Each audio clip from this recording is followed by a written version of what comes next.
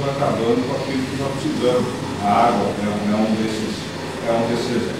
Então, o Departamento de Educação tem que agir porque é a criança lá, é o estudante que tem que ser conscientizado desde o começo da importância de tudo isso.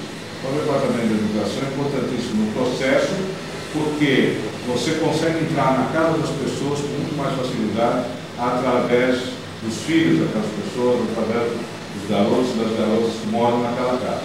E é o Departamento de Educação que tem que providenciar isso. E tem que incutir na cabeça de todo mundo a importância por isso, e também da questão da programa, enfim, todas essas questões que façam que nós não tenhamos problemas no futuro e as gerações que estão por vir consigam encontrar o planeta Terra muito saúde. Qual a ideia do senhor referente a uma usina de compostagem na cidade? Olha, o problema da usina de compostagem é aquilo que eu coloquei anteriormente.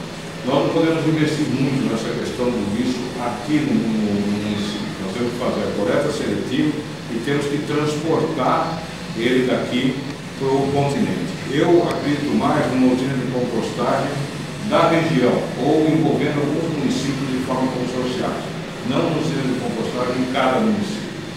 Eu acredito sim, vamos supor, Canané, Pariquera, Iguape, Rio Comprido, teve uma usina de compostagem. Não tem muito tentar desenvolver. O que o senhor achou da iniciativa da Escola Legítima e dos alunos fazendo o projeto de tal relevância? Eu, na realidade, acho que respondi um pouquinho essa pergunta, talvez por ansiedade, né? Eu respondi nas perguntas anteriores. Eu acho que é a geração de vocês mesmo que estão alertando para isso. Né? Talvez um pouquinho da minha geração, mas muito pouco, mas é a de vocês